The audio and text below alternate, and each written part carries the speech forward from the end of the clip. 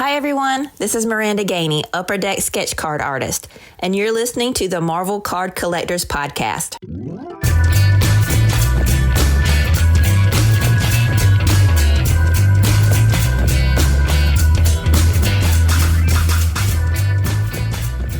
Hello everybody, my name is Ian Taylor and welcome to the Marvel Card Collectors Podcast, brought to you by the Marvel Cards Fan Collective, an awesome community of card collectors and creators. You can find our two groups on Facebook, details of which are at the end of this podcast, so come check us out. With me as always is my co-pilot in all things Marvel cards. If metal doesn't give you that overwhelming sour that makes the hairs stand up at the back of your neck, you might never get it. And you know what? That's okay. You know who else is okay? My good buddy, Norin Rad. I love it. Rock on, buddy. How's it going? Rock on, buddy. Well, I'll tell you how it's going.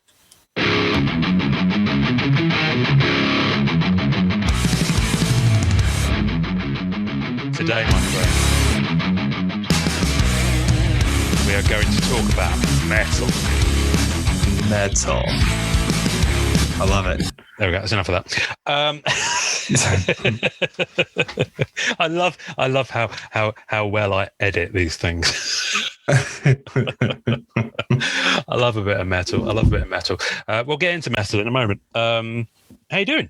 How's your as people listen to it, your week been since we last recorded? I know. Nothing has changed.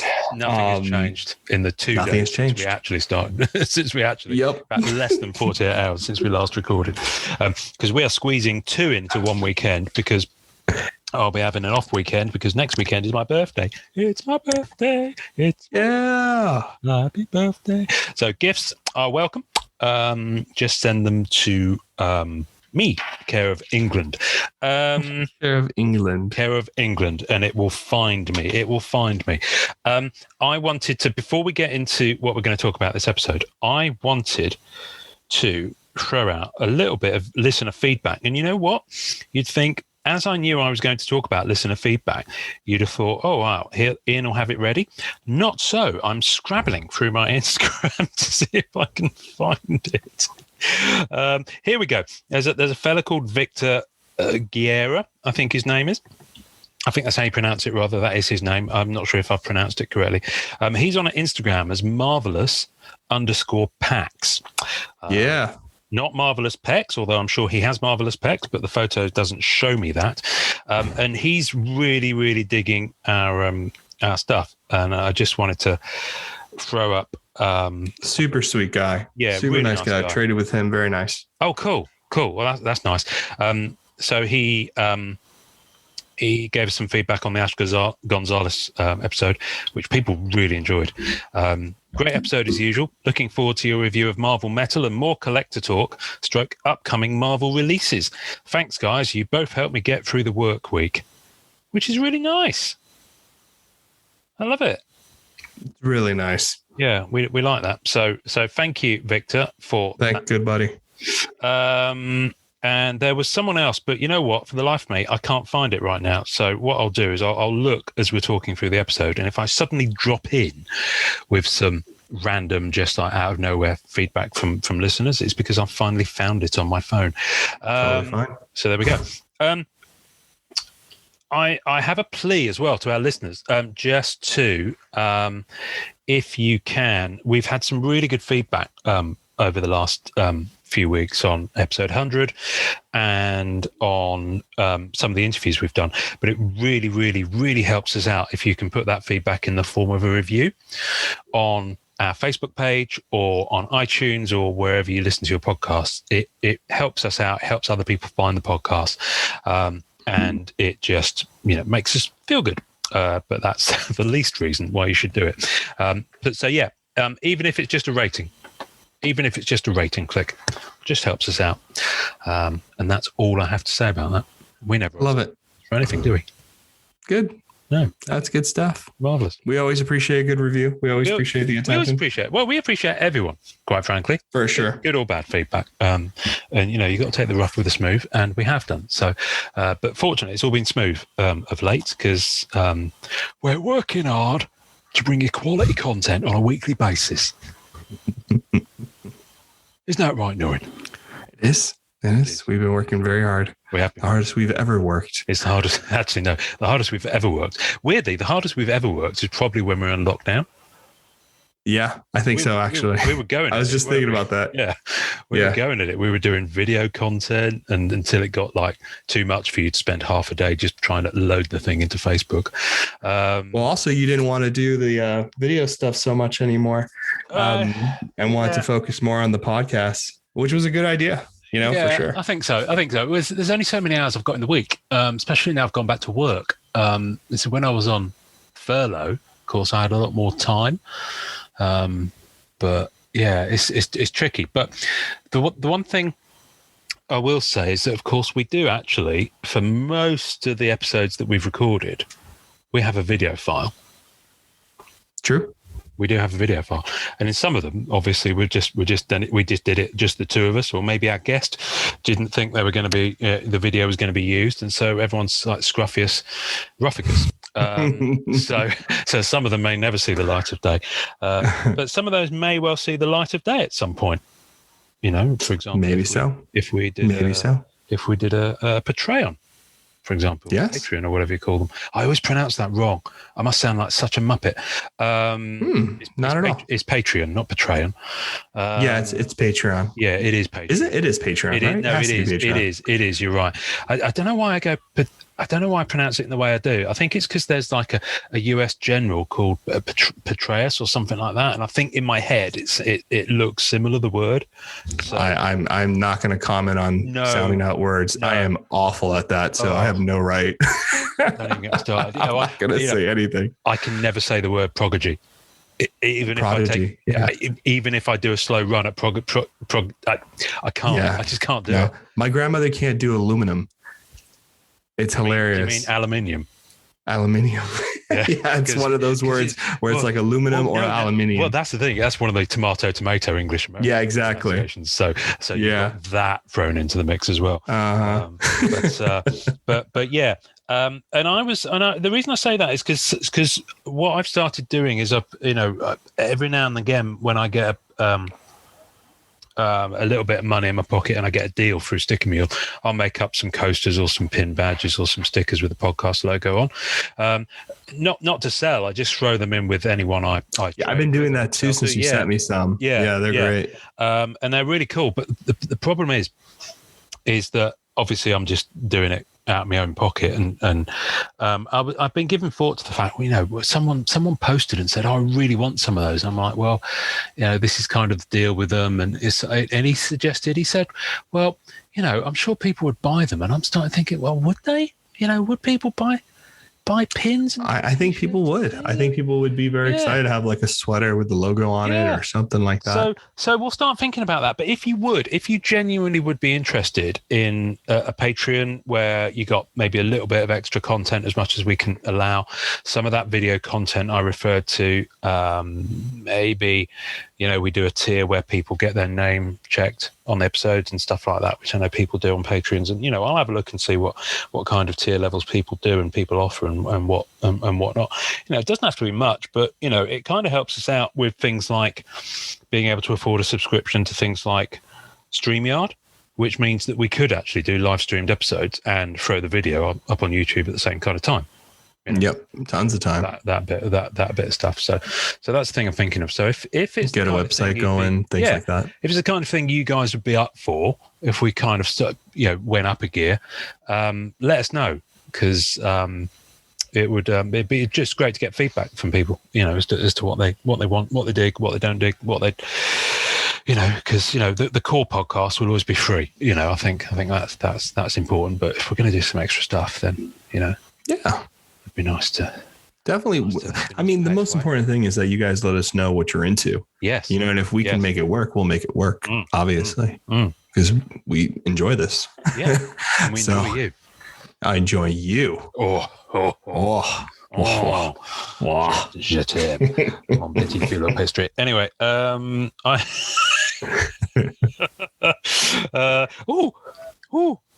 boy. Feedback time. Yes. No. I just someone just agreed to a deal. I put them out. Hang on a sec. Let me just type. I can't believe I'm going to type a reply to someone while we're talking. How rude to our listeners. Our listeners This are is probably the sitting there card. thinking, This is the hobby. People get it. Yeah. I'm sure people have been in the middle of speeches and realizing they have to check their blue dots on eBay. Otherwise they'll miss something. But it's one of these surgery. Things. It's like I've just said to people, middle of court. You know, would you consider parting with coin for us to step it up a bit in some of the content we throw out? And straight away, I then go and ignore them and start typing on Facebook. It's like having dinner with your loved one and you're constantly on your phone. We get that though. Yeah. I mean, we're card collectors. We get that. But yeah, I'm sure. Like if I see that, like if I'm having like a really important conversation, but I look in the corner of my eye and I see the post lady's about to come around, I'm out the door like a cartoon. I was going to say, how long ago did you drug her? Well, I mean, the pill bottle says 24 hours, so that should give me enough time to run. Meanwhile, at least 5 of the listeners who considered giving us some money have just they're like, nope, that's enough of that. The wallet is closed. Anyway, before we get into metal, I'm going to talk about our intro artist because, quite frankly, that accent is just makes me just go a tiny bit wibbly. Ah, she's great. Just a tiny bit wibbly.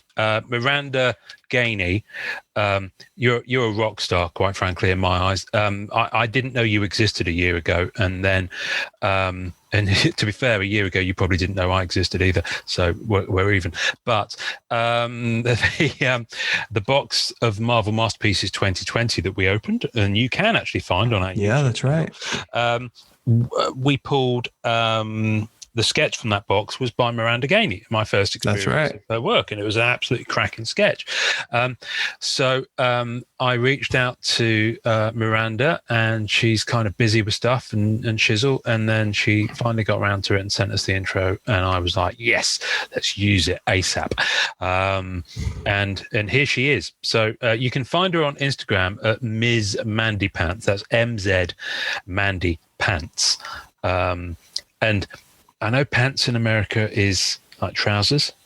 Not trousers, yes. Yeah, so there is a bit of a difference. Yeah, yes. So we call trousers. No. Yes, damn it, I just mixed it up. Pants, are not underwear. Pants over here are undercrackers. Your Chewies. Right. You know what I mean? The stuff that goes next. That's to pants. Right. Stuff that so trousers, pants are trousers, trousers are pants. Yeah. So over here, pants are what goes right next to your joy department. So when I So I just see the word pants and it makes me laugh. Anyway, Ms. Mandy Pants. Can't take them anywhere. You can't take me anywhere. Technically, you probably could take me to a show, any card show. I could take you to the show. Oh man, look at that up there. I know. The what's that mutant's name from X-Men that has multiple hands, like multiple arms? I mean, what's her name? Spiral. That spiral up there is sick. Oh, that one! Oh, I just went right over that because the ones over side are so in the frame that I didn't spot that. Look at that! Yeah. Black Diamond, 2 cards. That must be an AP. Is that an AP? No, her color use is amazing. What a cool card. That's absolutely nuts. That is. Isn't that nice? That really looks good. Cool. That's one of the better really spirals I've seen.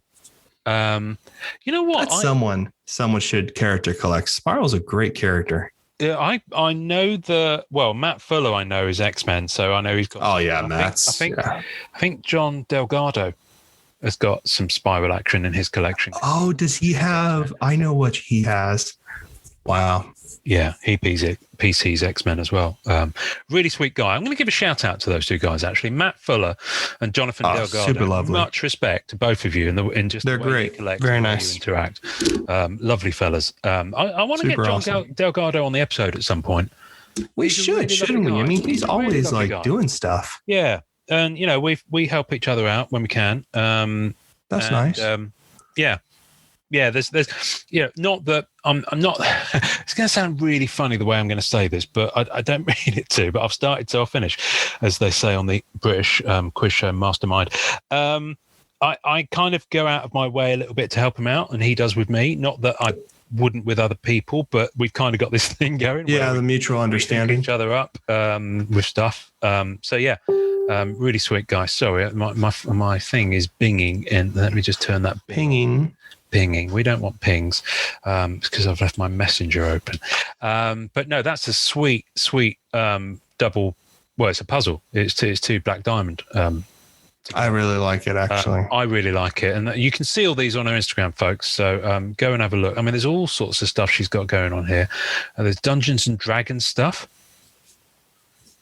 Oh, that's cool. Awesome. Yeah, I mean, I've no idea who I'm looking at because I don't do D&D, but that's brilliant. And there's some really cool stuff. Oh, look at these. What are these? Oh, this is masterpieces. Those look great. You know what? Is that the card we pulled? Is that what? The card that we pulled from that masterpieces box?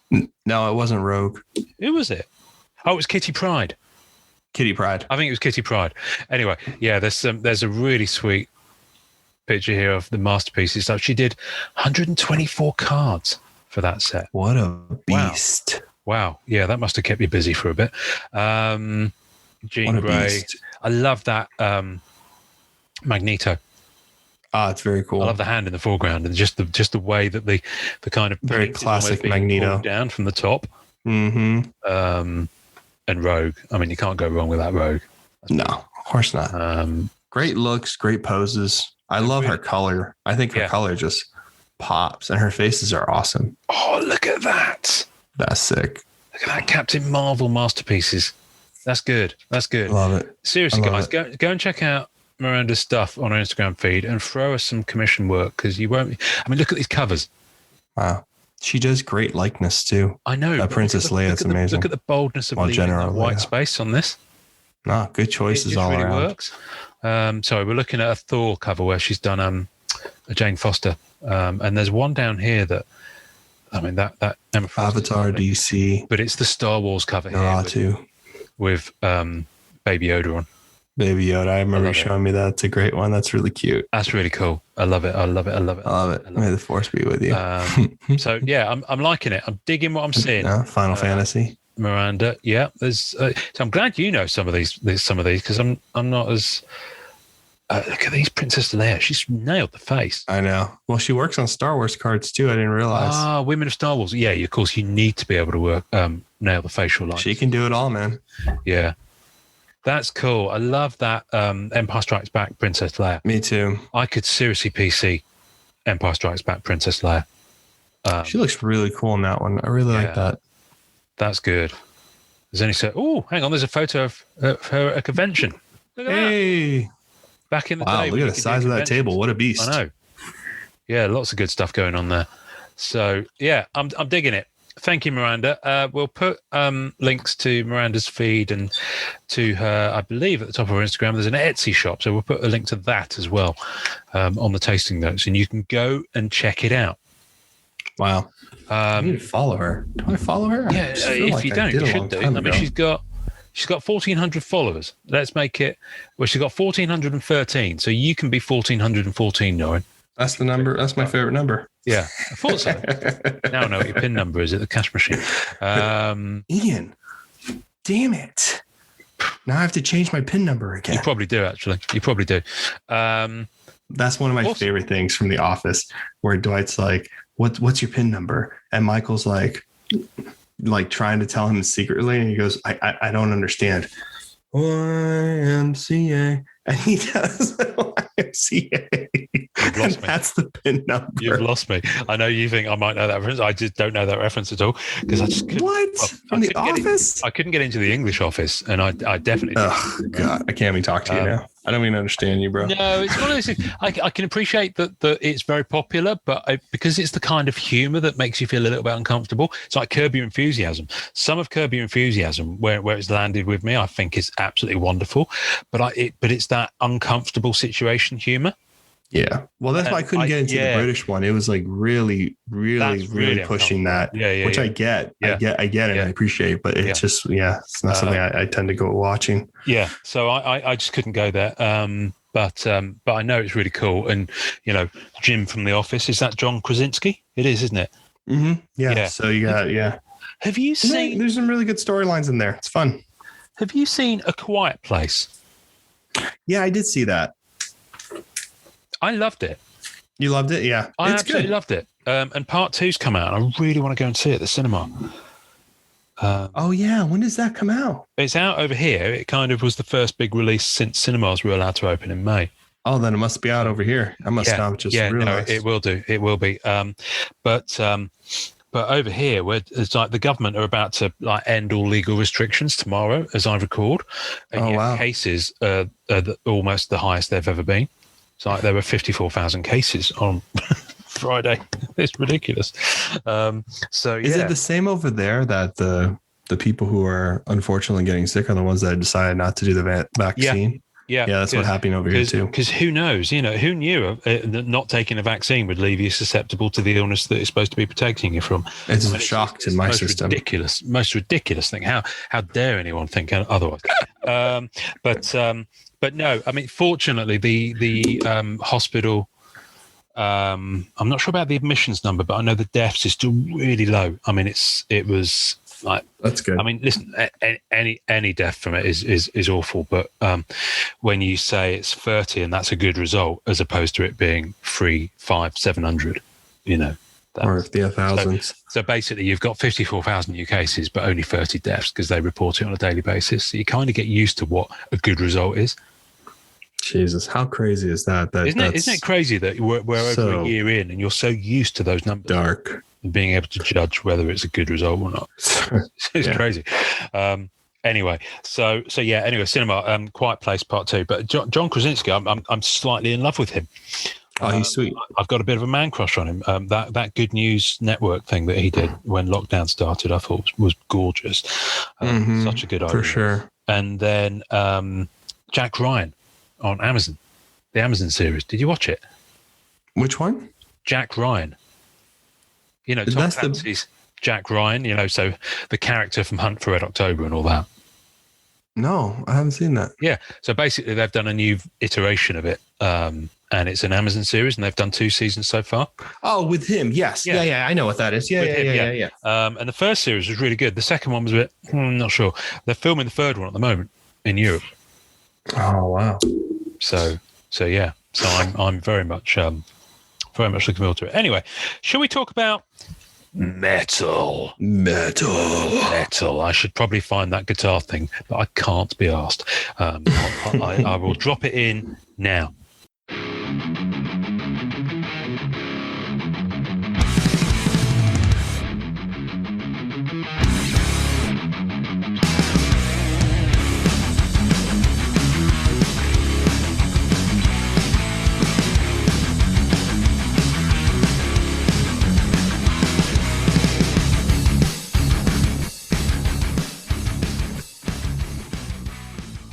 And we're back. There we go. And so the audience would have just enjoyed some glorious shredding from someone. I believe that's what it's called.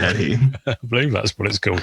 At least one guy in the group is going to be loving these metal references. That guy's a trip. He's hilarious. That guy's a trip. So Marvel X-Men Metal Universe, long awaited, was delayed quite a bit. And now it's out, and I know you've waded in a lot more heavily than I have on this one. But what do you think? I actually really like it. I think what's really great about metal is a lot of the decisions that were made in terms of the set design, the problems, which there are a lot of problems because of quality control. Certain design things didn't work very well with the printing, and certain decisions were made that don't really align with some of the inserts that we're familiar with as Marvel collectors. In terms of like how much I'm collecting about it, honestly, I dove into it. I think the Palladiums have some of the best art. I think that whole insert of the Palladiums, each of the particular, there's uniformity with each character they chose for the Palladiums that are really nice. I think the periodics are super awesome. I don't know how it's going to work out. I think there are a couple people that are going to go hard into the periodics, which is making me not go hard into the periodics because I'm not willing about those, haven't you? Yeah, I love them. I think the periodics are some of the best. They came out great. They're really nice. Everyone who's pulled one always says the same thing. It's like, man, you feel like you pulled something really cool when you get a periodic. Yeah. And it's a strange concept because, I'm not really massively in love with the periodic table for any particular reason. But, I do think that there is a sense of like, especially with mutants and genetics and you know what I mean? Like there's always that kind of like genetic chemical thing that's always attached to mutants because mutants are kind of like, you know what I mean? Like for mutants, they get their powers through evolution. Yeah. So having something like the periodic table in the set makes a little sense for me. You know what I mean? Well, it's elementary. It's elementary love. Right. So, and that was good. So I don't know. That makes a lot of sense. I think the geodes, people really like them. I think the other thing people are really sleeping on are the platinum portraits. So let's back up slightly. So yeah, sorry, we went too far. That's fine. That's fine. Let's start with the base set. Let's start with the base set high series. Let's start with geodes because that's in my mind. So geodes is the one that I didn't get a sense of when we did the preview and from the preview images. But my understanding is it's a thick card and it's like a shadow box. Is that right? 100%. Right. So it's a shadow box and it's basically you have like 3 or 4 layers and it's the inside of a geode and they put the character image below the first or second level of the rock border. Yeah. So it looks like the character is inside that rock border, which pairs very well. It's black on the back side, which is really nice because it gives it like some really cool depth. So I think a lot of people like the look of those shadow boxes and, I do think they look really good. I've seen a couple in person and I like them. If I had to change anything, I would say it should have been the shape of the rock instead of a shape of a card, similar to a jambalaya. Okay. And I would have put some like holofoil crystalline on the very backdrop of the card of the shadow box, only because, and I know that's more money, wishful thinking, blah, blah, blah, blah. Yeah. But the only reason I say that is because they are particularly dark. And I think having that reflective surface in the back would have given it some interesting, it would have made it a little more dynamic and easier to read. Yeah. I know that some of the characters, I might be wrong, so forgive me, but I know that some of the characters, I think Psylocke is an SP or an SSP. Yeah, so they have SP and SSP. Yeah, I know that one I've seen people really going after, and it's because it's only broken on physical. I get the impression that a lot was pre-ordered, so I've actually seen quite a lot of it relative to some sets breaking physically, I know that the geode of Psylocke and some of the other SSB characters has been going for a few hundred, at least. The Deadpool and the Wolverine have been going on for a few. Really? For it's they're short prints and they're super short prints for the geodes. Okay, all right. So how many boxes have you opened in total? So I've only opened 3 or 2 boxes. I opened boxes for a friend of mine, so I can't remember. Okay, cool. But because someone sent me their boxes because of the way they had their shipping arrangement. Mm-hmm. So I was able to I got them here and they were hitting me up and they were like, hey, would you mind opening them for me? I was okay, sure. So I got to see an example of every card, which I'm very happy. Well, I haven't. I have. So I know, because I know you bought a box, didn't you? Yes. And I will say at this point, full disclosure, and a thank you, that Upper Deck sent us each a box. As a review, copy, so which we've both broken open. So I have opened one box. So I'm just going to say thank you at this point to the guys at Upper Deck for sending those. Definitely. It really does help us be able to talk about the product and be able to have handled it, and and to give a. You just have to be able to see these cards in person. I think you know so. what I mean, especially for what we do, and I just think you can't. And I tend to give away a lot of the base. I give away everything. I don't go for it personally. You know what I mean? And so does Ian, as gifts and things like that. We tend to do nice stuff or whatever. But, for the most part,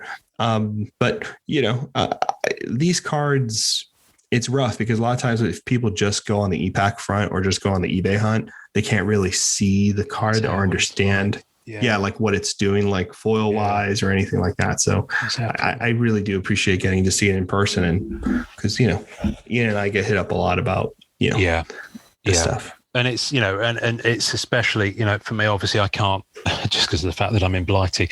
It's slightly more trickier for me to actually get hold of some of the product. So it is very much appreciated. So I guess my when I was looking at it, and I'm starting to get my head around it now. But when the set started being broken and I was watching I just didn't understand what I was seeing. And I think a lot of people kind of felt the same a little bit, even when they'd opened them. So what do you mean by that? What I mean by that, because for a start, it's a big set, but I think it's also related to the fact that it's really difficult in some cases to tell which is good card. That's what I thought you were going to say. Yeah. Okay. And I had that because I remember holding some up to you and asking you questions. So is it this and is this? Knowing that you've held 4 times more the product than me and been. It was a huge mistake. People and stuff. Yeah, it was a huge mistake. It was a huge mistake on their part. I think the insert that was so. If we're talking about base and high series, there's a variant called Grandiose and it has a purple squiggly on it. And it looks like the inside of a rock and it has like an opal, kind of arrangement to the pattern. Yeah. I think the issue there is that it's a beautiful insert. It's lovely. And on the back it said Grandiose. However, there's also a pink and a gold. And I will say this, the pinks are way nicer in person than people are giving them credit for. And I think those are a steal considering they're numbered out of 75. But personally, I think they should have titled gold because golds are the biggest issues because some of the backdrops that they used, which I don't know why, actually already had a gold background, a yellow background to it on the foil. Or there wasn't much background exposure because at all, like cable. You can't see what's behind cable on his base card because there's hardly any room to see the backdrop. So they really should have titled the backs. I know it costs more money because it's a separate image that you're printing for particular cards and yada, yada, yada. But again, the truth is when you open a product, you don't want to be guessing which is your rare card. That's not a good look. Work it out as well. It's like, there's no reason. You should know exactly when you hit a good card. I had the same with Ages. Yes. The middle tier, the photo parallels. It was impossible unless you had an example of both. It was literally, there was nothing on the card to tell you that it was a parallel. But I have to say, that being said, I think in the box I had 2 Grandiose and I liked them. I think they're gorgeous. Really good. I had by the time you'd identified them for me, I think I had 5 golds. Which 4 or 5 golds was just a great hit. I think 4 tends to be the good number. I think 4 tends to be the number you get in a box, or 3 or 4, I forget. So I had 5, and they were particularly nice. The golds are nice. Yeah. I loved the foiling on them. I really, really liked it a lot. And I think the back had a slightly lighter or yellowish kind of tinge, where it's got the power rating, if I remember telling me that. But anyway, let's go back to the base. I quite enjoyed it. I have to say, I thought I didn't have the cards I got weren't as beaten up, shall we say, out of the pack as some that I saw. I know some people bought them and the edges were soft and rough. When you looked at them on the side, it looked like a 90s set that had been in an elastic band and just loose in someone's bag. Or like the edges were cut with like a bread knife. It was really rough. Yeah, really. Now I have to say, on the box I got, I didn't really have any that were that bad. That's certainly good. Not that I've seen, which is good. I'm not sure. Some of the images really, really worked, and some of them really, really didn't. And to be honest with you, you get that with every single set that uses, stock art like that. That's not original art. See, what bothers me about that art stuff. And this is the real crime of the set that really upset me. Since we're reviewing and we're talking openly, and I didn't get a chance to mention this before, so like a prime example of the card is Blindfold. Blindfold's base card was used in 2 other different sets, the same art. Oh, interesting. Okay. So Marvel Annual and something else. And it's like, if you look at Blindfold eBay, you'll see that Blindfold on there is used for 2 other sets, and it's the same art. Yeah. That, and I'm going to be a little harsh. 3 other set, 50 Shades of Grey. 3 other sets. So that same art is in 3 sets now. I'm going to be really honest, and I know this is going to sound harsh, but that should never happen. Yeah. That is not fair. That is not the way it should be. That is a slap in the face. There's no reason, even if you're, and using comic book art and using the library art that you have for Marvel licensing, I don't think anything's wrong with that at all. But in no way, shape, or form should that art be being used multiple times across multiple sets. That is criminal. Yeah. I just think it devalues character collectors and it devalues set makers, because now you're not even purchasing new art, you're just repeating art. I'm with you. Yeah. That was the biggest offense for me. And it happened on multiple cards. So like multiple people recognized art where they've seen in other sets and they're like, what is this? So it didn't happen all the time, but it happened for multiple cards. I've noticed that that's happened a few times with Black Cat. I don't think it's been reused maybe as much, but there's at least one pose of Cat from the noughties that was used. I think I've got 5 different iterations of, but they're not all Upper Deck, to be fair. I mean, some of them were. It was clearly an image that makes sense to different manufacturers. Yeah, but it's still, when you look, when I look through my binder, it's a bit like, oh, okay, yeah. And I don't mind, because it's a cool image. I'd much prefer that image to, J. Scott Campbell. A lot of people love him.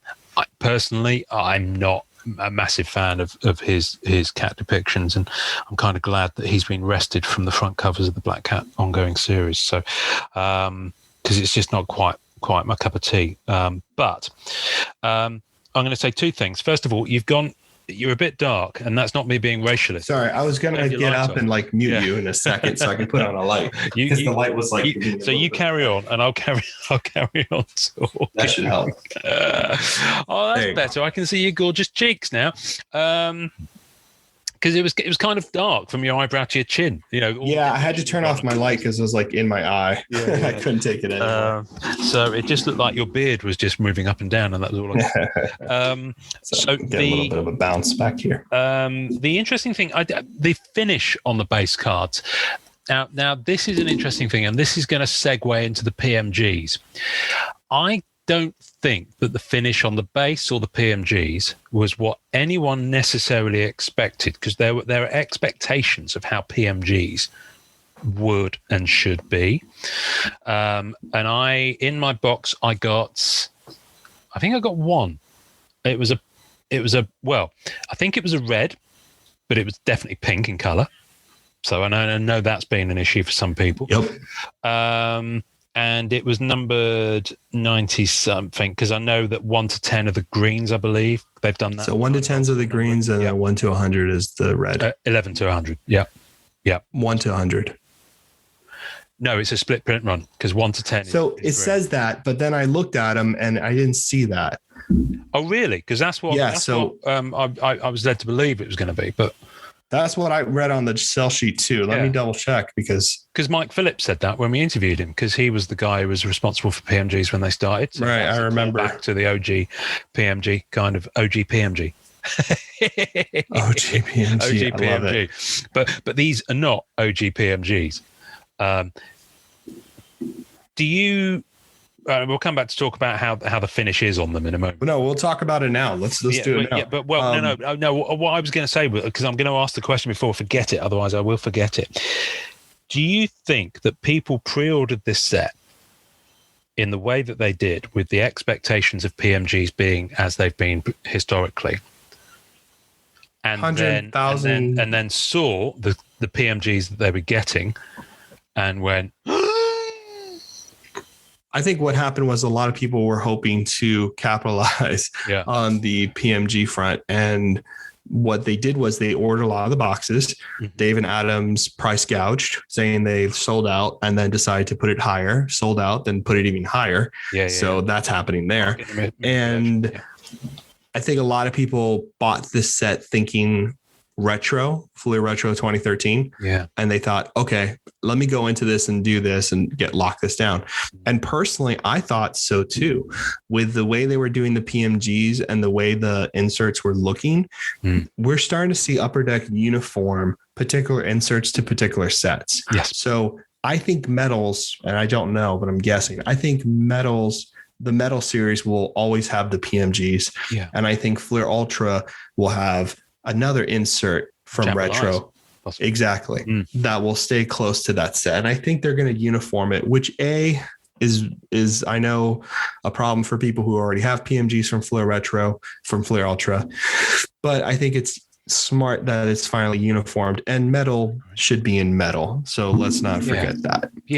But what I will say is that, yes, it was a huge misstep. And I think it was a huge, and Upper Deck knows this, I'm sure of it, because they missed the mark. They missed the mark on the PMGs terribly. If you look at the PMGs, the metal logo that's on the bottom of the card, they're gray when they should in fact be part of the foiling. And the reds don't look red.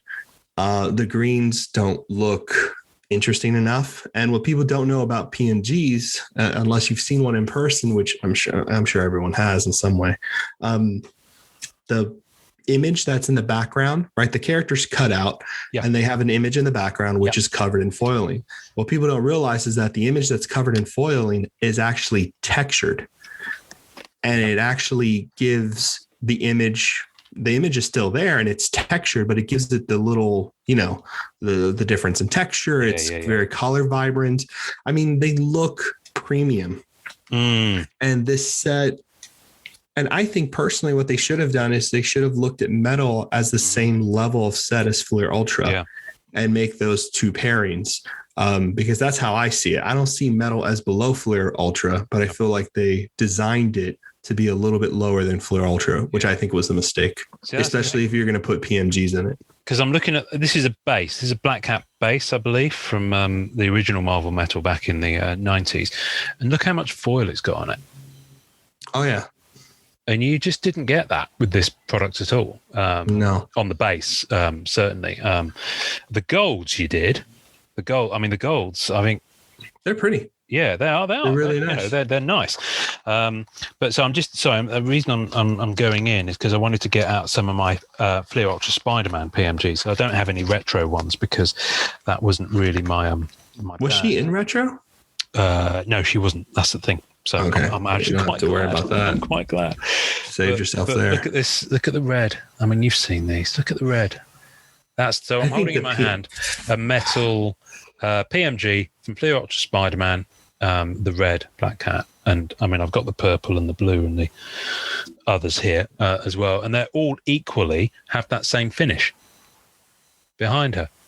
But the printing on that is beautiful. Like there's no issues there. It looks like candy. It looks like the top of a shell can, like a hard candy. Yeah, like it's that gorgeous of a gloss, and you can feel the work, the texture. Yeah.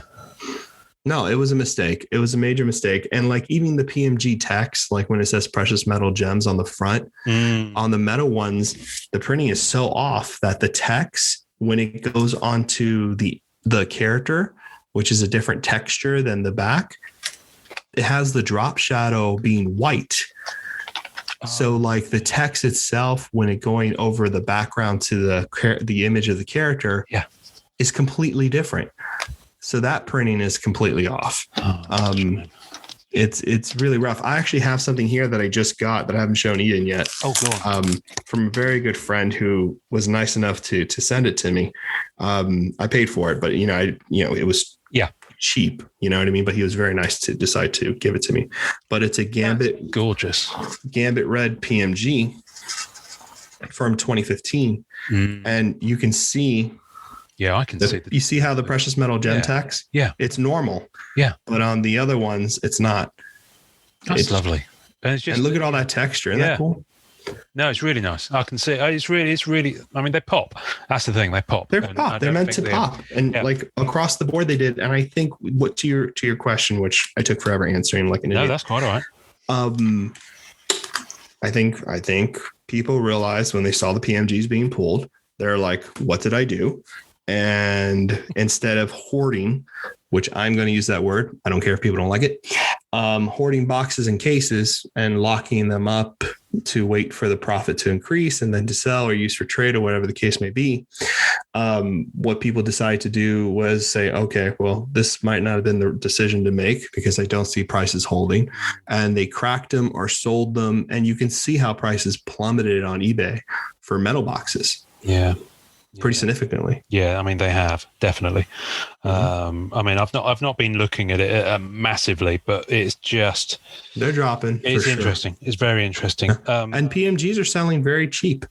Very cheap. You know what I mean? Like not the major character green ones or some of the high series that look very nice. Yeah. But most of them have in fact been easy to grab and pick up, which is great. I think that's a blessing in disguise there because they're not terrible. Like I'm saying all the horrible things because I don't ever want to see it happen again for Upper Deck or, I want all the collectors to understand what they're, because money's hard to get, so I don't want to not mislead anybody on the channel. But so hopefully I know for a fact Upper Deck will change it. I know for a fact Upper Deck is not happy about how they came out. And of course they came out that way primarily because of COVID and the inability to have their normal printing arrangement that they usually have. So this was a horrible misstep, but obviously not something that is going to show the it's not going to be normal, right? This is not going to be this is not the norm of the hobby or of these particular cards. But however, I will say this. The some of the art, like maybe 70-80% of the art that they did use for the base and high series is really nice. Yes. Really nice. Like I am thoroughly impressed by them pulling off the page of comic books and using those images rather than promo images or, doing something that they did with 80th where they just cut out the character and then put a color in the background, which bothers the hell out of me.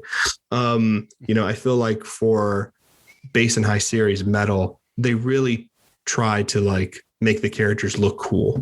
So I think 70-80% of them just were very cool character selections. I was really impressed by a lot of it. I was like, this is awesome. I think there was some really cool things there done. Yeah. No, I agree. I mean, I that's the thing, I think it would have sung to me more had I been more into X-Men. You're just not an X-Men. I think that's it. Fleer Ultra is probably the exception for me. I've gone into that, but I was never really an X-Men reader. I mean, there's some elements of X-Men I've dug and really enjoyed, like the Josh Whedon run, which was astonishing. And then I think it was Warren Ellis and Bianchi did the artwork for a run after that, and that was dark. That was really good. And Hoxpox, the original, like the 12 issue that they did, but then when it started, I haven't been able to follow it because, well, you had to buy every issue of every monthly title to follow the bigger picture. Yeah, to follow the main and it was just like, no, I don't think I'm going to do that. Thanks. As much as I'm intrigued by it, and I love the way that you've reset and redefined the X-Men universe. I think it was brilliantly clever, but as a standalone, it works okay. So I think for me, it was never going to be something I would my heart would lie on its back and let you tickle its tummy for. But that said, in my box, I also had one of those periodics that you talked about, and I thought the print quality on it was absolutely astonishing. Gorgeous. The foiling on it really reminds me of some of the foiling they've got on Black Diamond. It was kind of at that level in the way that it was done, because it was kind of framed in that kind of border that it had. I think I had Scarlet Witch. Now, on the periodics, yeah, you did. On the periodics, I'm right in thinking that it's very similar to the way they did Fleer Ultra Spider-Man X Sentry, in that there are some that only have 1, 2, or 3, or 4 or 5, it goes like that, copies. depending on where it falls in the periodic table. So basically, the periodics work like this. You have a periodic table and you have a character for every element. And the number that corresponds to the element, what is it called? The atomic number? No. Is that it? I think it might be, actually. Yeah. I think it might be. Yeah. So trust me, I never knew any of this in middle school, but they put a Marvel character on it and this guy's got it. Yeah. So, but yeah, so what they didn't do was 1 of 1, which I'm assuming they might do that for EPAC. I don't know if they're going to go that route, which would be kind of fun. But I do know they have the 3 of 3, which is Angel. And that just sold on eBay, apparently, for $5,000, I think. Which I think is ridiculous. And my eyebrows moving too, like I'm not entirely sure. But I did see the notice that it was sold for that. So that tells me a couple of things. That tells me either, again, there's new collectors. Metal attracted a lot of new collectors because they want to be on the frontier of the PMG. They want to be on the frontier of some modern Marvel cards. So they ran in here to take a look and to dive into it, which I think is great.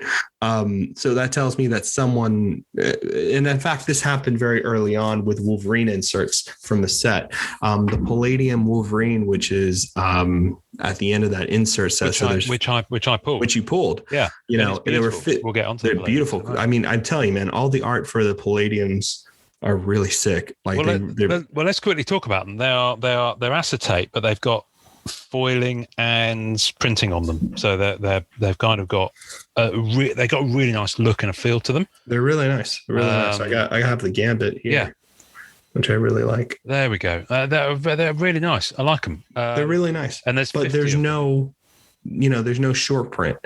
So there's only there are 1 in every box. There are like 700 and something copies of each character. So when they first started coming out, people titled the Wolverine Palladium as a short print. And an SSP, I've seen it. Yeah. Yeah. And people bought it for like $1,000 or $500. They're going to be really mad. They probably already are by now. Yeah, they should, because there's tons of them on eBay, and there'll be tons of them on ComC and EPAC. So I feel for them, but I don't know. A lot of faulty stuff that happens in the hobby here and there. But yeah, so there's no short prints there. But I think the Palladiums are one of the big hits for the set for me. I think they're great. Everyone I've spoken to has been like, man, they look really good. I was like, I think so too. Yeah, there's someone in the group who's gone after them in a big way, and I think he's completed his set. He's just waiting for one to physically arrive. That's awesome, and it looks amazing when it's all laid out. It looks beautiful. It's a beautiful set. So I don't think I've seen anyone say anything bad at all about the Palladiums. I don't think anyone's unhappy with the quality of the periodicals. So you touched on, I had 2 misconceptions written down here. One was the Wolverine Palladium, but talk to me about the secret periodicals. What's that about? Secret periodic. So they're not a secret. They're only a secret because the Upper Deck didn't release them on the checklist. Okay. For whatever reason. Basically, I've kept track of them, and I found 4 or 5. There's a Wolverine Adamantium, which I probably said wrong, card, which is out of 66. Now, here's the thing. What people don't understand is that all the periodics are hard numbered. So yes, you might have a Gambit that's not on the checklist, but it's out of 51. So that's not a misprint. That's not an error. It's just a card that they didn't list off the checklist. Now, there could be 1 or 2 reasons for this. One is because it'll be EPAC exclusive and they accidentally released it to a physical release, which happens. 2 is part of an achievement thing or whatever, and they released it. I don't think it's part of an achievement because every card will be numbered differently. So you can't guarantee how many people can complete that achievement. So I highly doubt it's an achievement. I think it's just something that was not put on a checklist and accidentally released. But there are still 51 of those cards out there. Yeah, so there's 50 more of them other than the one. So and I've seen 4 of them already. So it's not like that's the only Gambit I've seen. I've seen 2 Colossus. I've seen multiple Dark Phoenixes, which are out of 30 something. I've seen multiple of those Wolverine Blues out of 66. So they're not one and done. They're not a mistake. I tried telling the eBay user for one of the cards they posted that, and he was kind of a prick. So that was exciting. That's regrettable. Try and help someone out, and they throw it back in your face. I was like, look, man, I think, you try for what you want to try, but just understand if this sits on here for a while, you're going to see more gambits. I think you'll lose money in the end. Yeah. Instead of trying to rob someone of money. I've just had a spillage. Sorry, while you were talking. Oh, no, it's okay. Water bottle to drink. That's why I was chuckling. I wasn't laughing. I didn't realize. I had my water bottle to drink, and it just kind of went and just went all over me because it's obviously warmed up and pressure's built up inside, as happens with things. So what else is in the set? I do like the sketch stock. Sketch stock is nice. I really like it. I do like it, yeah. I like the image on the back, actually. That silhouette image of the X-Men. I love it. Back of the sketch stock. It's really cool. It's really good. I just want to give a little shout out to Tony Perner, because Tony Perner put Thee and Me in the background of a Deadpool sketch that I love it. He did. I want that sketch so bad. It's approved. It's out there somewhere. It's out there. I want to get that sketch I want to find that sketch if we can. I doubt we'll be able to get it. It's a beautiful sketch. I mean, it's a beautiful sketch. But that was really fun of him to do that. I'm so happy. That was hilarious. The interesting thing about the sketches is I thought it was going to be have to be X-Men characters, but I've already seen a Cosmic Ghost Rider. Mm-hmm. He's not an X-Man, so no. Could there be a Black Cat out there? Maybe. I don't know if there were restrictions to that. I would hope that it was X-Men only, but that'd be kind of cool if you got a Black Cat out of it. Yeah. I mean, I'm easy either way, quite frankly. But I've got enough cat to be at the moment. But yeah, no, it's interesting that the Cosmic Ghost Rider is out there. So if there were restrictions, then that one slipped through, but maybe there'll be more. I don't know. There'll be more. I'm sure there'll be more. Who knows? So we've talked about the periodicals. We've talked about the palladiums. We've talked about the geodes. We've talked about the grandiose. What am I missing? So we got platinum portraits. Now I think those are special for me, because they are not only a echo of an insert that's existed in sports cards from the 90s, but it also is doing a very interesting thing with the card itself. So basically the card is like a silverish gray card. Mm-hmm. It has the full name of their name located on the right side of the card in big letters, right, going downwards, vertical. And then the picture of a character, the portrait.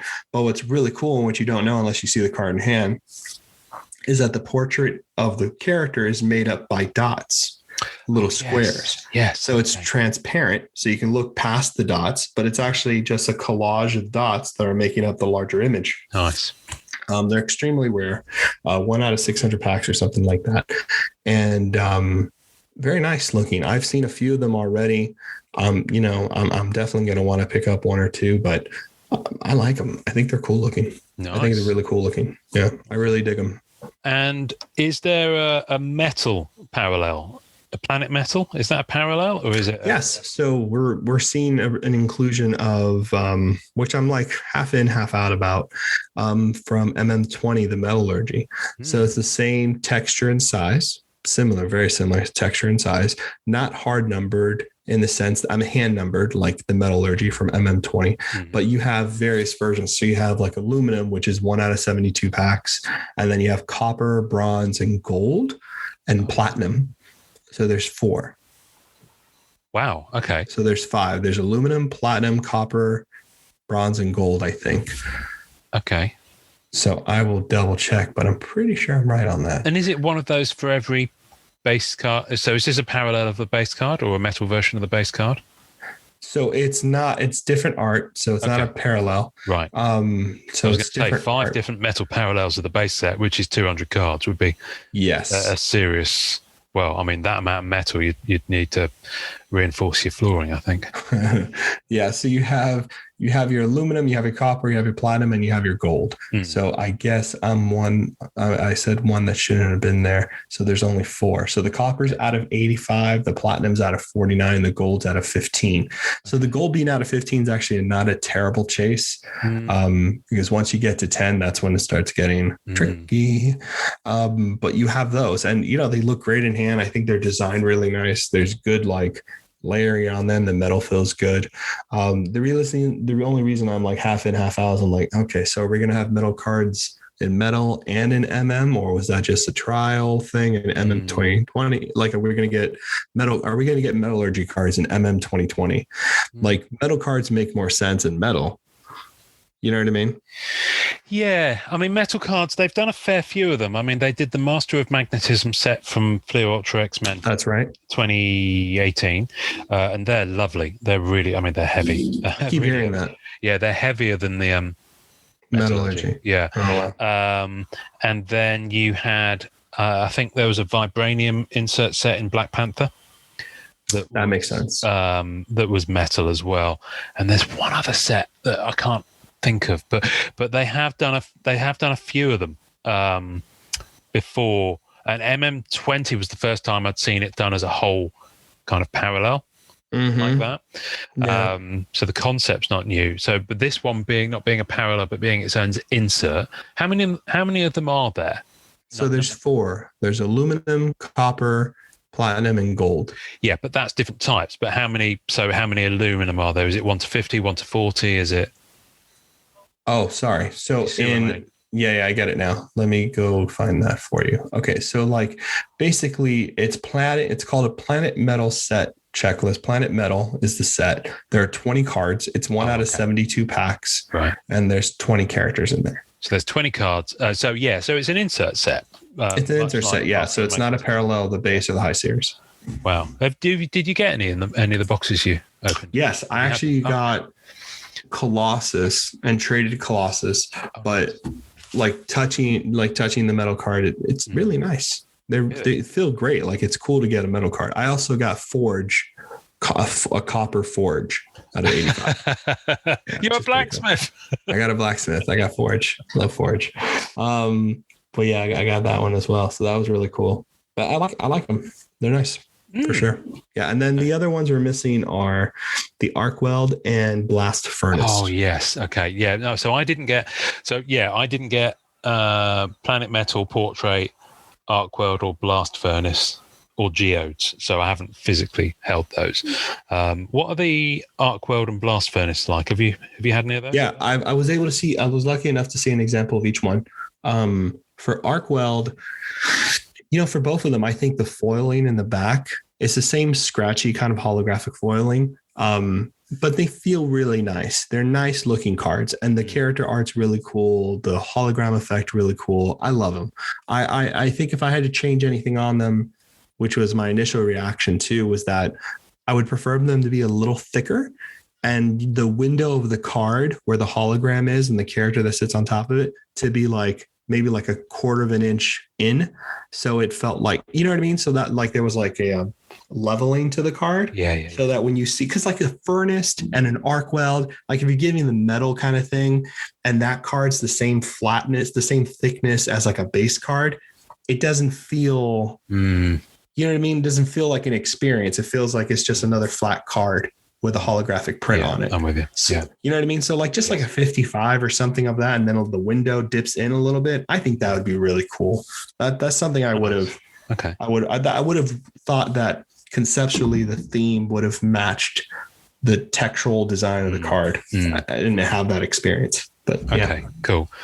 Thank you. No, that helps. So I know you've done your own review on your own. Doesn't matter. Thing, that's I appreciate you kind of sharing this with me. No, man. My stuff is just my little outlet. I've told people that, like, the sketch card hive thing is just me having fun and doing video content and all that good stuff. No, it's absolutely great. I just didn't want you to be repeating stuff you've already said. But I don't mind repeating. Talk about it. I love talking about this shit. Plus, you and I haven't gotten a chance to talk about this at all.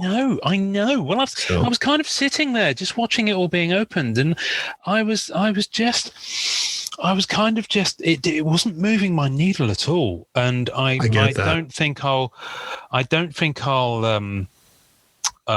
be collecting any elements of the set. The only thing that I would like is one of the Black Cat buybacks, the Marvel Metal buybacks. And I think it's interesting what they've done with the buybacks is that there's clearly a whole when someone actually broke down and went through the list of buybacks that was put up on Cardboard Connection and identified the missing characters. And of course, it's all still the Fantastic Four and the various other elements to that. So you're not going to get your Silver Surfer one.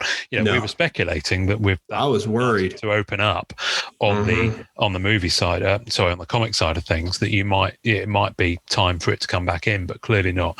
But the prices, I mean, I know they're numbered to 20, but the Flair wasn't massively more than that, and nor was what else had buybacks in recently? Well, the buybacks are only out of 10 for the metal, but they were more 10.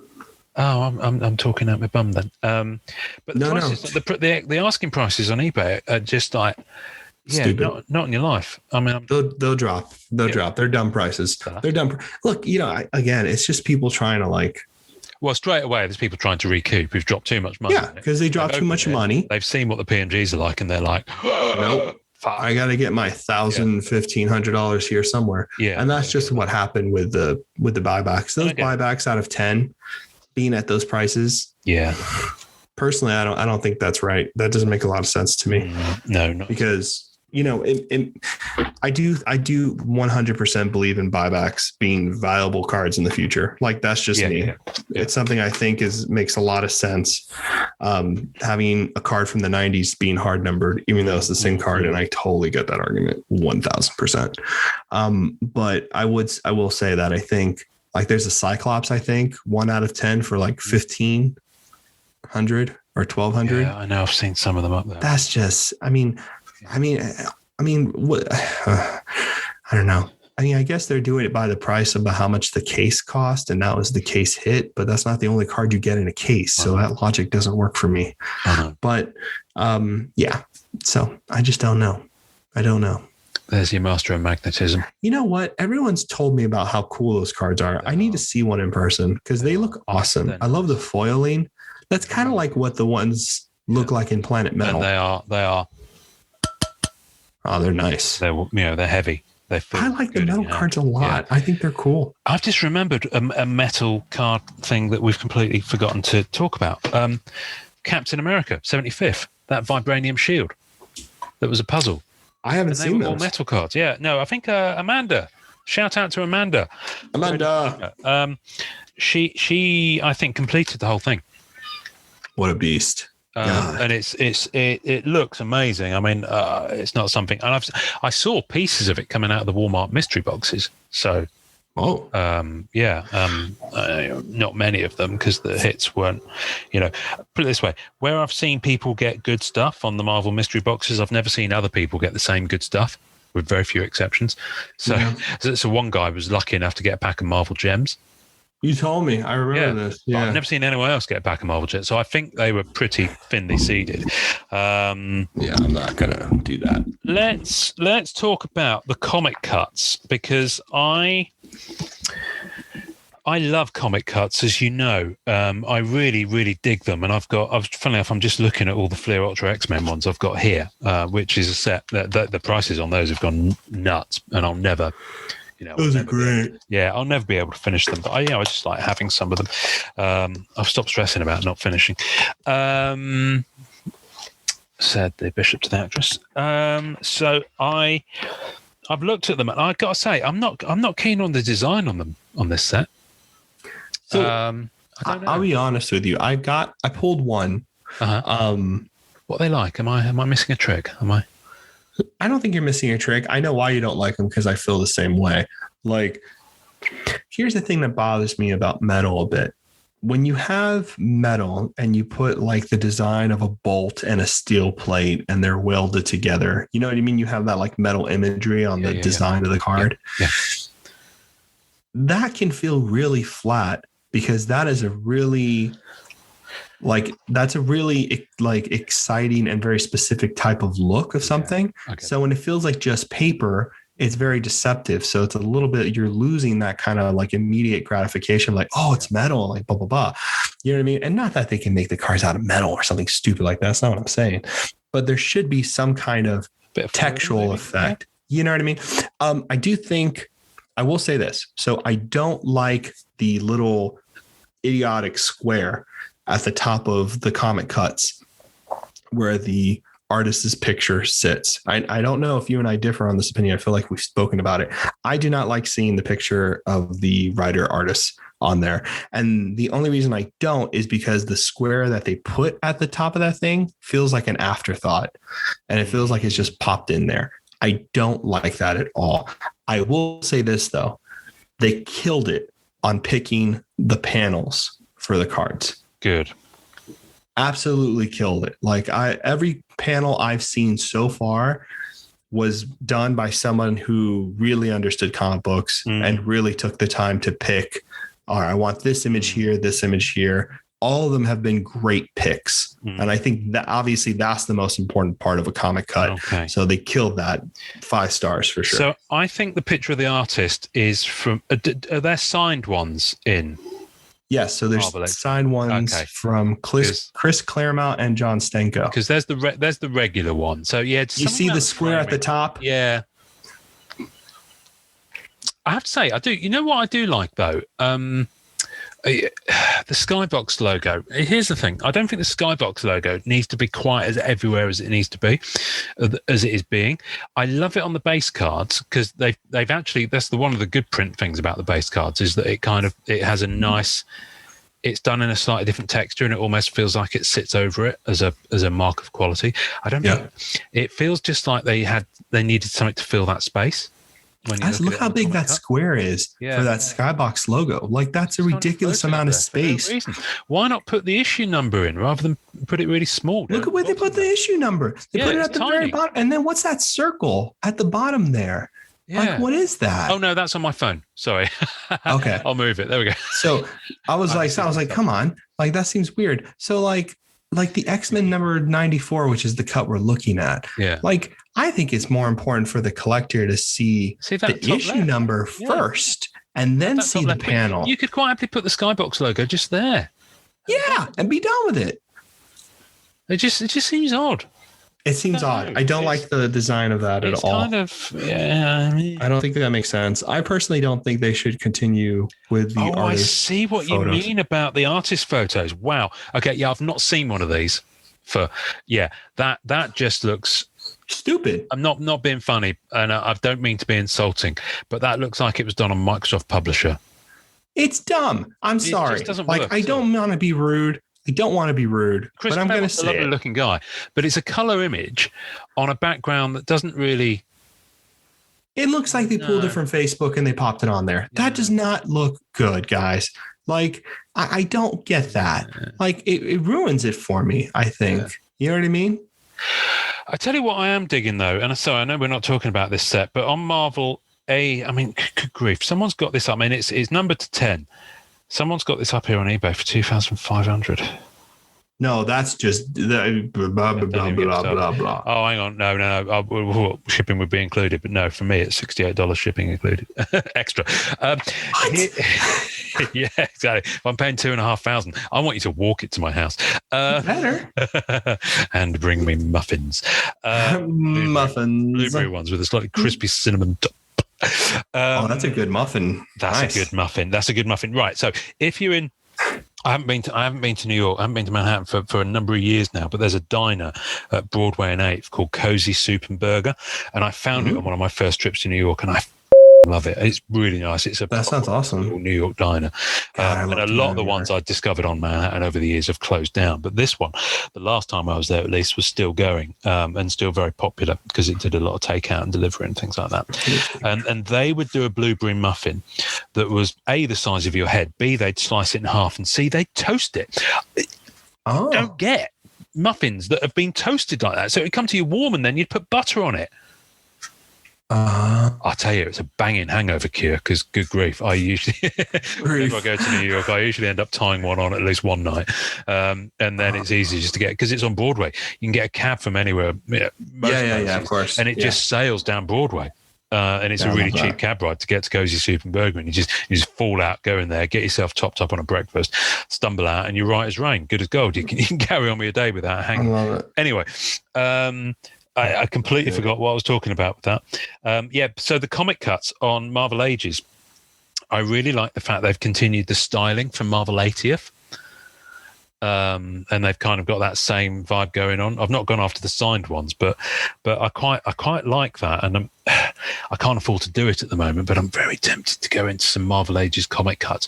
But what I was intrigued by on Marvel Ages were the ones that had coins, the coinage ones, that were comic cuts and coins, and they're really growing on me when I'm seeing pictures of them on Facebook. That's awesome. Yeah, because I kind of dig coin cards, and I kind of, especially the Doctor Strange ones. I don't think the Fleer Ultra Spider-Man coin cards work at all. I love them, but I don't think they work. I don't think they look as good as they could do. But the Strange Change ones absolutely kills it, and I think that's awesome. For me, I think it's about the fact that a darker background on them works better, whereas the Fleer Ultra Spider-Man. That's right. You've shown me this. Yeah. They look good. Yeah. So who knows? Anyway, sorry, that was a slight side. No, I like that though. That's good. So the cuts, I'm not smitten by. I think this particular set. The actual cut they did for the books, that was brilliant. Yeah, the choice of cuts. Yeah, the choice of cuts were brilliant. I can't fault across the board. I haven't seen one I dislike, and I can't generally fault them for that because not every cut is going to be an absolute home run because of the nature of the book. Right. I showed you one the other day on our last recording. That I will. I'm gonna talk about it now. Actually, Jason Martinet, you sir are an absolute scholar and a gent. So Jason, bless him, a while ago now he pulled a Loki. An Odin from the first Thor movie, a comic patch card with something that had apparently been somewhere near Anthony Hopkins' skin, a costume relic from the first Thor movie, and he pulled it out of a Walmart mystery box, and I just happened to spot it on as I was scrolling through. It was an old post, and because I've been going after those, I just happened to comment and say, "Oh, I don't suppose that's available, is it?" And he was like, "Yeah, absolutely, fine. I'm just moving. I'll ship it out to you, no charge." And I'm like, wow, okay, that's absolutely amazing. That's too sweet. He references the fact that because there was I think because he was moving, everything was a bit hectic to hard to find it. In about 3 weeks or something. He referenced he threw some other goodies in there as well, and he's mailed it to Donnie, who's about to ship a package over to me of loads of stuff. He included a comic cut that's quite frankly possibly one of the best comic cuts I've ever seen. And it is from Marvel 80th, and it's Spectacular Spider-Man, Al Milgrom, Black Cat, and here I showed you the other night. I'll put it on the tasting notes. It's just gobsmackingly good. She's swinging on the top of a building. The text above her says, "What spider?" and like this really dramatic text bubble, which is just amazing. A pedestrian is saying something else off in the corner. But what's really beautifully appealing is not only is it a full body of her swinging into action, and she looks gorgeous, but also the full moon, and it's orange. So there's this really beautiful color scheme in the box as well on the panel. It has to be. It's my favorite Black Cat comic clipping and one of my top 20 comic clippings I've ever seen. It's a gorgeous piece. It's just great. I mean, short of getting a cover piece from something. No, I don't think. How do you get better than that? Blind. Like, no, even with a cover piece, it's hard to capture a cover piece in a card. Because it's such a big image. It's from Marvel 80th. It's Al Milgrom artwork, and it's Peter Parker Spectacular Spider-Man Volume 1, Issue 95. And that run of Spec Spider-Man was, you'd cut it open and Black Cat would be running all through it. It's lovely. It was glorious era for me. It's great. So, Jason, I owe you beers. I owe you my second born. My second born. You'll be waiting a long time for that. So thank you, sir. I'm beyond humbled and grateful for you doing that, and I will karmically hook you up at some point on that one. But yeah, so comic cuts from this I'm not kind of digging, so I don't think I'll chase them. And I may even, much as I love comic cuts, I might even just focus on the design from the sets that I really love. So I might part with my Fleer Ultra X-Men ones.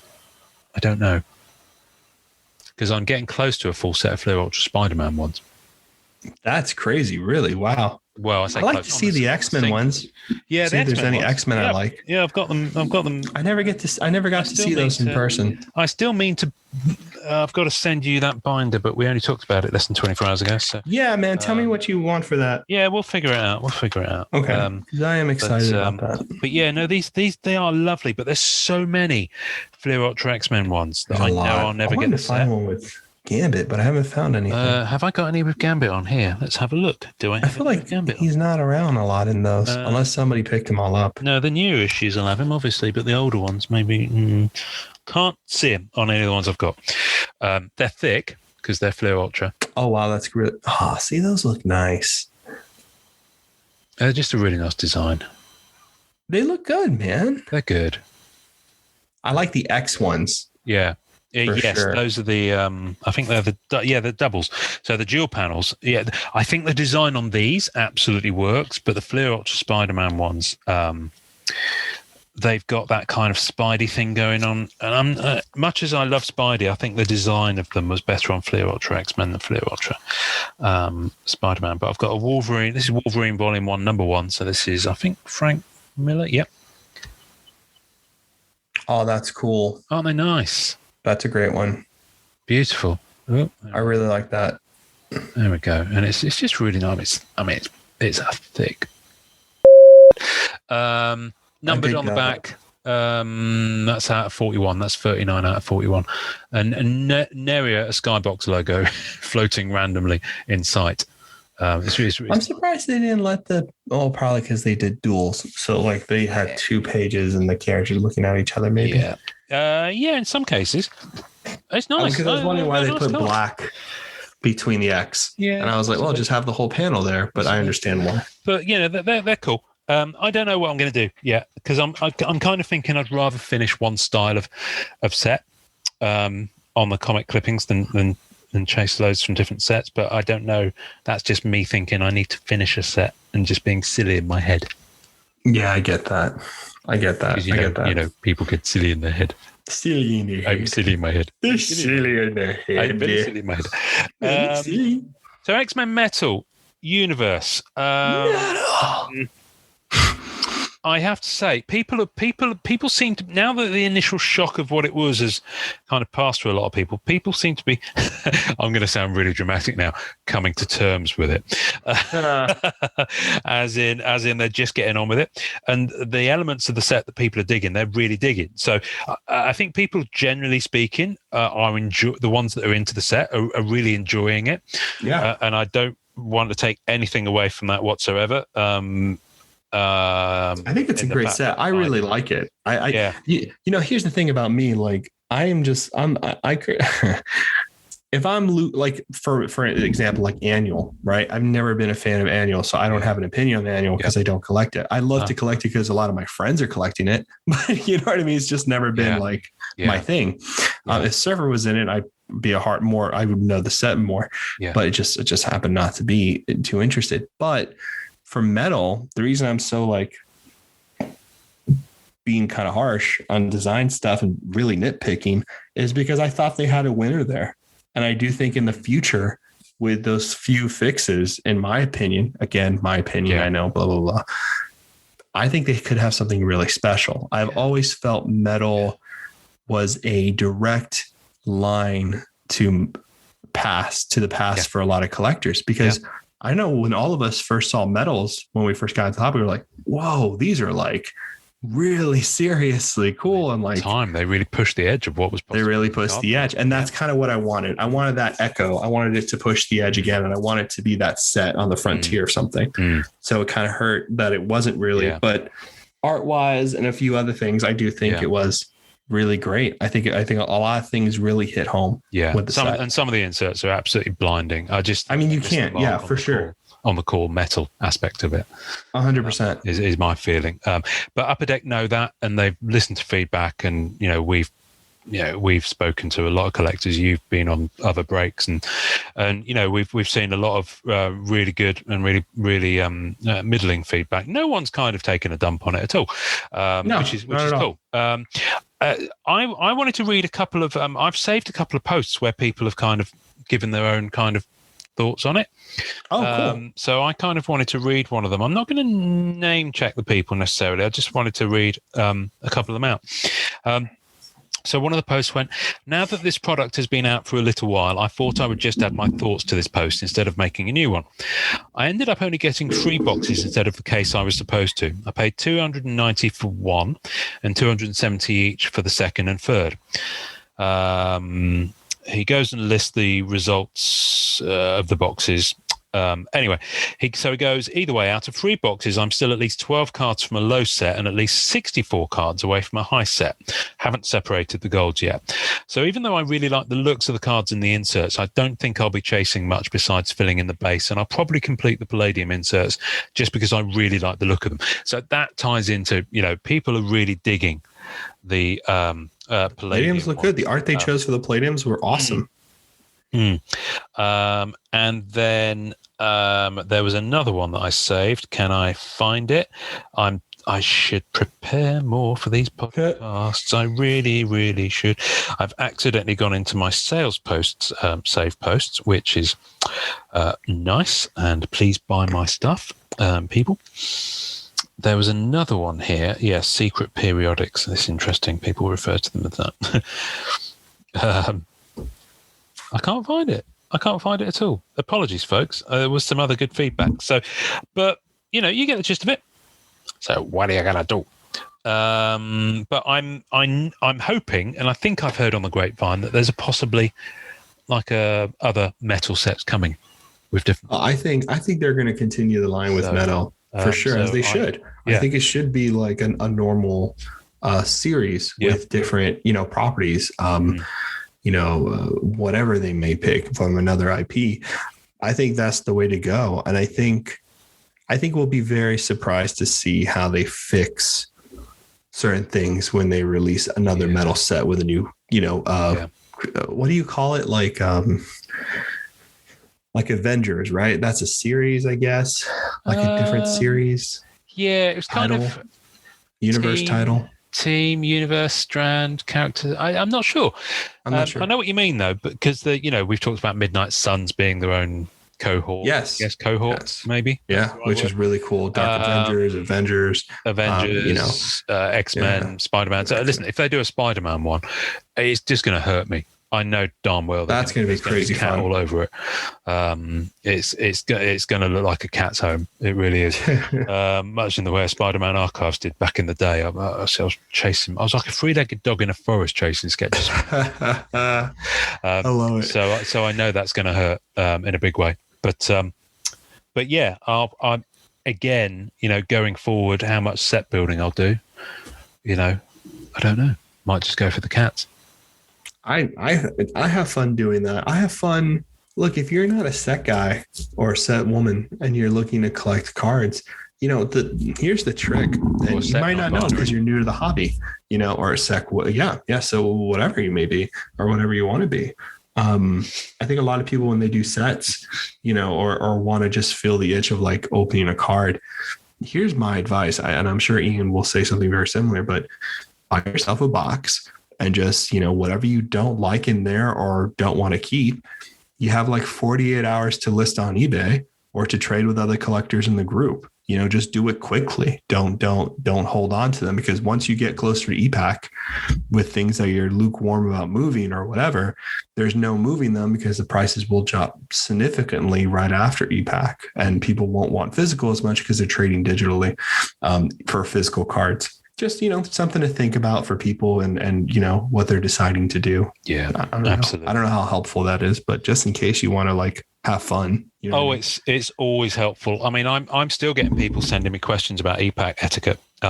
So at some point soon, I want to go back and do, and we've done our episodes about the functionality of EPAC, and I know they've redesigned it since. I'm not feeling massively moved unless we feel an urge to do so, to do another long one where we talk about the functionality of e-packs, because the concepts are the same. They've just changed the way it looks and how you get some of them.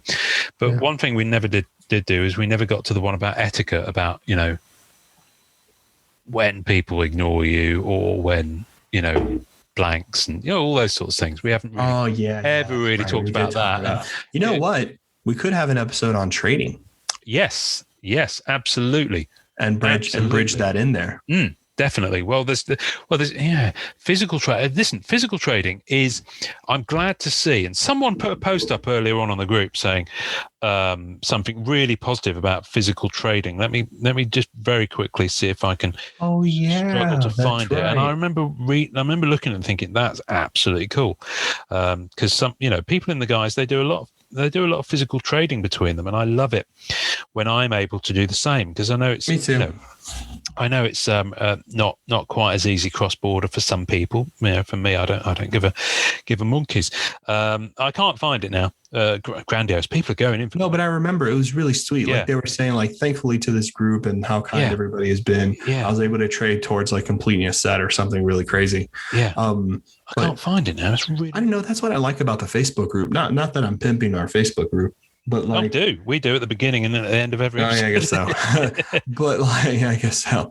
But it's really good to be able to have a community to trade with people, because you might not think you got your value for a particular card or whatever, but you know, there are people who want the card that you pulled, and you could really get what you want by just finding the right person. Yeah. So it does work out. It really does. I've seen it work out for a lot of people. It's definitely worth doing. I mean, one man's meat is another man's poison. You know, what you might do, someone else might need to finish their set. It was Billy posted that PJ Ryan and I just traded cards, free shipping, #building a community. Brilliant. I love it. Love it. I love it. That's a really top note to end on, I think. So, I think so too. You know, it's very clear to me knowing that those two guys are enjoying the one thing that we always like to do, which is enjoy collecting. Thanks for listening to the Marvel Card Collectors podcast. Visuals and tasting notes for each episode can be found on our Facebook page. You can subscribe and leave us a voicemail via our home on anchor.fm/MCCP. We're also on iTunes, Spotify, and all major podcast platforms. Please take a second to subscribe, like, and review our show wherever you get your podcasts. Our podcast can be found by Googling @the MCC Pod, which will also find us on Facebook, Twitter, YouTube, and Instagram. Our Facebook community is at MCCW, Marvel Card Collectors Worldwide, and MMC, Marvel Masterpieces Collectors. The great music we use is called Rocket Power by Kevin MacLeod. Thanks to the collectors, artists, and creators who support the Marvel Cards Fan Collective. We'll see you next time, and remember, it's a small hobby but a fun one. Make mine Marvel and enjoy collecting.